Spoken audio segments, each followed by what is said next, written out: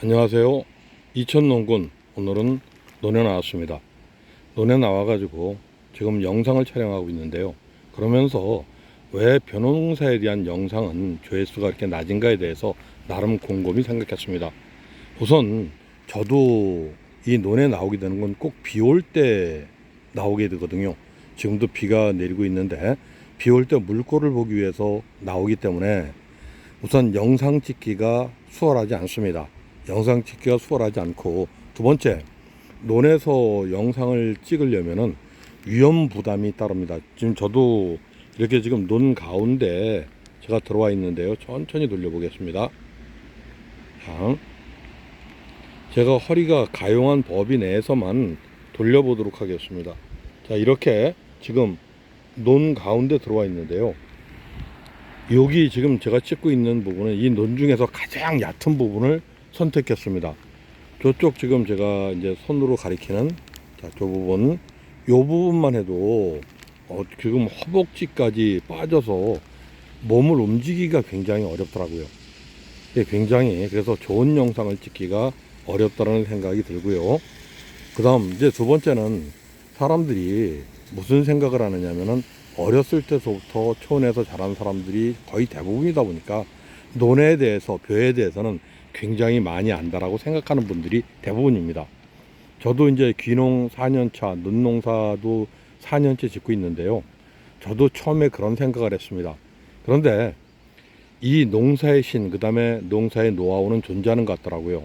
저 밑에 지금 이천에 농업기술센터 의뢰를 받아서 그 종자를 생산하고 계시는 분이 저희 동네에 계시는데, 작년에 그분하고 저하고 이제는 제가 추수가 끝나고 난 다음에 자, 이렇게 이제 벼가 포가지가 벌었는데, 올해는 저희도 제법 벌었는데, 작년에 제가 그분 가서 한 10군데 정도에서 벼 포가지 개수를 계산했습니다. 그랬더니 거기는 대부분이 32개에서 35개 정도, 저희는 28개, 27개, 많아야 32개 정도밖에 안 되더라고요. 그리고 중간에 제가 그 이삭을 좀 점검해 봤습니다. 그러니까 역시 전부 다는 할 수 없고 표본 추출해서 거기도 10군데 정도, 우리도 10군데 정도 했는데, 거의 그분 벼 이삭이 제 벼 이삭보다 보통 한 1cm에서 1.2cm 정도 크더라고요. 자, 그러면은 벼 이삭이 1cm에서 1.2cm 정도 컸을 때 벼 알이 보통 3개 정도 더 붙는다라고 생각하고, 그리고 벼 포가지 개수를 계산하면 엄청난 차이가 나는 거죠. 똑같은 단위 면적당 소출에 엄청난 차이가 나는 거기 때문에 반드시 그 우습게 생각할 것이 아니라고 생각합니다. 이 논농사에 가장 중요한 것은 물을 대고 빼는 건데, 저는 처음에 몰랐습니다. 그냥 물만 가둬두면 되는 줄 아는데, 그리고 지금 영상을 보시는 분들이 농사에 대해서 관심이 있으신 분들은 좀 의아하실 겁니다. 지금 현재 6월 21일 정도면은 중간 물대기를 해야 되는 거 아니냐, 이렇게 생각을 하시고 계시는 분들이 굉장히 많을 텐데요. 지금 저희 같은 경우에는 5월 25일 날 심었기 때문에 채 한 달이 되지 않았습니다. 그래서 지금 비 오는데 물을 최대한 들여다 가두고 있고요. 여기가 감으로 물을 잘 못 먹어서, 이 보면은 이렇게 좀 이제 붉은 이런 그 떡잎 같은 게 진 게 있는데, 저는 물을 못 대서 그런지 이게 없는데, 동생이 그 저희가 참깨를 졌던 그 논에 가면은 거기는 그런 게 하나도 없습니다. 물을 제때 댈 수 있는 곳이라 하나도 없는데, 저희 논에는 물을 제때 대지 못하니까 이런 현상이 좀 있는 것 같습니다. 지금 저희는 7월 2일 날 중간 물대기를 할 예정입니다. 중간 물대기 한 3, 4일 정도 해서 논을 한번 바짝 말려볼 생각이고요.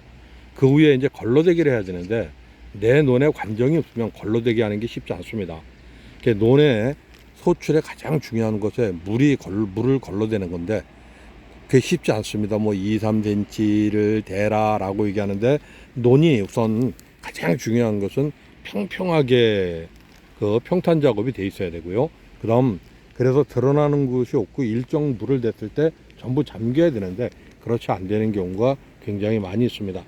이제 지금 제가 논 가운데 서 가지고 행동이 자유롭지 못한데, 여기 이제 논영상 같은 경우에는 아무리 잘 찍으려고 해도 이제 꽃이 피는 것도 아니고 그렇다고 이렇게 퍼런 것만 이제 보이는데, 이런 것을 가지고 또 사람들이, 자, 잠깐 이동을 해 보도록 하겠습니다. 자, 이동을 좀 했는데요. 이런 것을 보고 이제 보는 분들이 거의 없고, 그다음 또 아까도 말씀드렸다시피 논농사 같은 경우에는 누구나 다 할 수 있는 거냐, 그거 아니냐라는 생각을 가지고 계신 분들이 많은데, 아까도 말씀드렸던 것처럼 농사 초보인 저하고 그다음에 농사의 신이라고 불려서 시에서 인정을 받아서 종묘를 생산하시는 분하고는 엄청난 차이가 있습니다. 단위 면적당 차이는 그렇게 따지면 어마어마할 거예요. 이게 소득으로다가 이어지는데, 확실히 모든 것은 배우고 노하우가 필요하다고 생각합니다. 그래서 많이 배워야 되고 알아야 되고, 특히 자기 논의 특성을 잘 알아야 됩니다.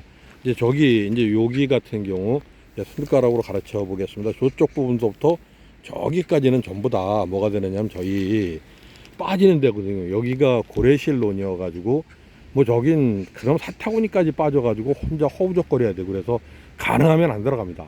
가능하면 안 들어가는데, 그렇다 보니까 쌀맛도 좋고 그다음에 쌀 무게도 많이 나가는데, 농사 짓는데 굉장히 어려움이 많습니다. 어려움이 굉장히 많고, 이제 아무리 기계가 심어도 뭐 중간에 그 어떤 사정으로 해서 중간 벌어지는 부분이 있어가지고, 오늘은 요쪽 지금 여기 손으로 가르치는, 자, 요거를 지금 두 개 겹쳐진 것을 해서 그냥 옮겨놔 봤습니다. 옮겨놔 봤고, 지금 저는 뭐 아직까지도 농사 어렵기만 합니다. 농사 어렵기만 하는데, 이 논동사 같은 경우에는 거의 이제 기계가 들어오기 때문에 밭농사보다는 엄청나게 쉽죠. 밭농사보다는 쉬운데, 이제는 중요한 것은 그 농사를 짓는 분이 몰대기를 어떻게 하고 그다음에 적정량의 시비를 어떻게 하느냐가 굉장히 중요합니다. 저희 같은 경우에는 주변 농과 달라서 좀 약간 놀이끼리 한데, 올해는 제가 화학 비료를 일체 주지 않고 퇴비만 주고 농사를 지기로 다 결정해서 올해는 화학 비료를 주지 않았습니다. 화학 비료를 주지 않고, 저 같은 경우에는 단백질 함량이 낮은 아주 최고의 미지를 생산해서 지금 벌써 3년째 직거래를 하고 이제 올해 4년째인데요. 제 쌀을 드신 분들 처음에는 35명, 그 다음에 63명, 작년에는 103명의 고객이 확보됐습니다. 그래서 올해 같은 경우에도 이제는 직거래를 해볼 생각이고, 또 농업기술센터에서 제가 광고학과 뭐 홍보 마케팅 그쪽을 다니고 있는데요.